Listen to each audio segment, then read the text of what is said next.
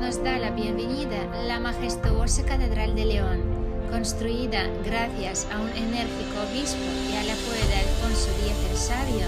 La Catedral de León refleja el momento de auge económico y apertura cultural que vivió la Corona de Castilla en el siglo XIII. La Catedral leonesa es el ejemplo más acabado de la adaptación en España del arte gótico francés y ha sido siempre objeto de admiración por su estructura casi flotante, con los muros sustituidos por inmensos ventanales vidriados. La planta de la Catedral leonesa, con 3 naves, con girola y un amplio crucero, sigue el modelo de la de Reims, aunque es un tercio más pequeña, mientras que la fachada principal, con sus 2 imponentes torres, evoca a la Catedral de Chartres. El altísimo crucero de la catedral se cierra en una espectacular bóveda cuatripartita, cuyos nervios se transforman en unas finas columnas adosadas que bajan hasta el suelo. El interior de la catedral es un resumen de la concepción teológica medieval del mundo, que es precedida por la bendición del Creador. Las vidrieras hacen referencia a los 3 niveles conceptuales.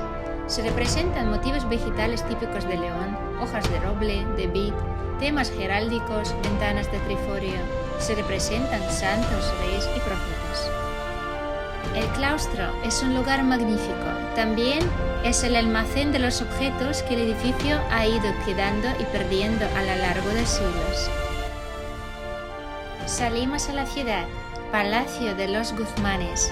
Este palacio perteneció a una poderosa e influyente familia leonesa.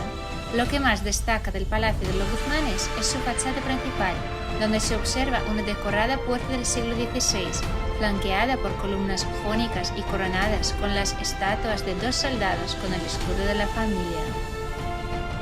En la segunda planta destacan las ventanas abaldonadas, mereciendo especial atención el balcón presidencial, que se sitúa justo encima de la entrada principal. Yendo por la calle, acercamos a la casa natal de Guzmán el Bueno, cuyo nombre proviene de un acto heroico, ganado por su coraje y lealtad en momentos cruciales. Casa Botines de Gaudí es una de las piezas más interesantes de la arquitectura decimonónica en España, cuyas torres angulares le dan aspecto de castillo de cuento. El Gaudí de Casa Botines es el Gaudí más arquitecto, el artista que sabe unir técnica y estética sin solución de continuidad. La gente local divide la ciudad en 2 partes, la parte romántica, donde estamos paseando ahora mismo, y la parte húmeda, donde se concentra la mayoría de los bares.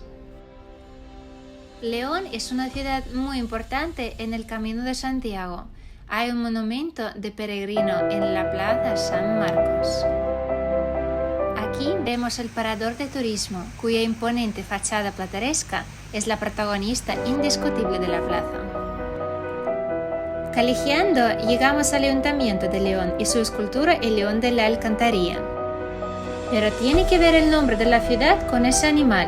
No. El nombre de León encuentra sus raíces en la palabra legio, en referencia a las legiones romanas asociadas con la capital de la provincia. Para profundizar nuestros conocimientos de historia, vamos al Palacio del Conde Luna, los rivales de Guzmán. Ahora aquí está el centro de interpretación. Un recorrido por la historia del antiguo reino desde el año 910. Todo ello a lo largo de 8 salas, incorporando recorridos didácticos, docentes y cercanos con la participación del visitante. La exposición incorporó piezas procedentes de la iglesia de Palat del Rey, que sirven para ilustrar la religiosidad de la época.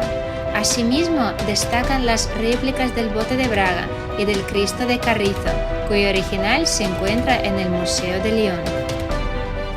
La Plaza Mayor de León es una de las mejores de España, ya que conserva toda su esencia y carácter al no haber sufrido apenas variaciones, y una de las más representativas del siglo XVII.